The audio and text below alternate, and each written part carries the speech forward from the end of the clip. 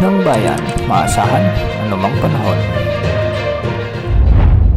Magandang araw po sa ating lahat. Narito ang update sa lagay ng panahon ngayong araw ng Linggo, October 6, 2024. Sa kasalukuyan ay dalawang weather systems pa rin ang nakakaapekto sa ating bansa, ang Easterlies at Intertropical Convergence Zone.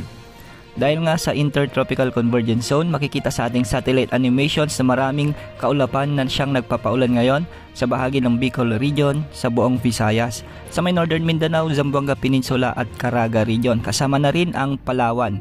Ang Intertropical Convergence Zone ay ang banggaan ng malamig at mainit na hangin mula sa Northern at Southern Hemisphere. Kaya kung makikita natin sa ating satellite animation, ay maraming mga lugar ngayon ang apektado ng nasabing weather system. Ang mga lugar na ito ay posibleng makaranas ng minsan ay katamtaman at minsan naman ay malalakas na pagbuhos ng ulan, kaya hindi inaalis ang posibilidad ng mga biglaang pagbaha o pagguho ng lupa, lalo na sa mga lugar na mabababa o sa mga bulubunduking bahagi. Samantala, easterlies o ang mainit na hangin mula sa karagatang Pasipiko naman ang siyang nakakaapekto ngayon sa bahagi ng Ilocos Region, Cagayan Valley, Cordillera Administrative Region at Central Luzon. Ang mga lugar na ito ay makakaranas ng maulap na kalangitan na may mga kalat-kalat na pagulan at pagkidlat pagkulog, kaya hindi rin inaalis ang posibilidad ng mga biglang pagbaha o pagguho ng lupa, lalo na kung may mga minsan ay malalakas na pagbuhos ng ulan. Samantala, makikita naman sa ating satellite animation sa may Metro Manila at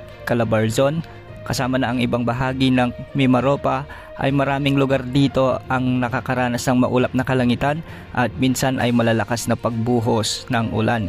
Sa bahagi ng Quezon Province at sa may Mindoro Provinces ay makikita natin na medyo makakapal ang mga kaulapan dito, kaya pinag-iingat po natin ang ating mga kababayan dyan sa banta ng pagbaha at pagguho ng lupa. Samantala sa nalalabing bahagi naman ng Mindanao, lalo na sa Davao Region, Soc-Sargen, Bangsamoro Region, ay asahan din ang bahagyang maulap na kalangitan na may mga kalat-kalat na pagulan at pagkidlat pagkulog. Dulot pa rin ito ng Intertropical Convergence Zone. Mamayang hapon, asahan na mas marami pang lugar sa Mindanao ang makakaranas ng mga pagulan dahil sasabayan pa ito ng mga localized thunderstorms. Sa ngayon, wala namang nakataas na gale warning sa mga karagatang sakop ng ating bansa. Wala rin tayong namomonitor na panibagong sama ng panahon gaya ng low pressure area o bagyo na nagbabantang pumasok sa ating area of responsibility sa susunod na 3 hanggang 5 araw. Yan ang update sa lagay ng panahon. Ito po ang weather update ng bayan, maasahan anumang panahon.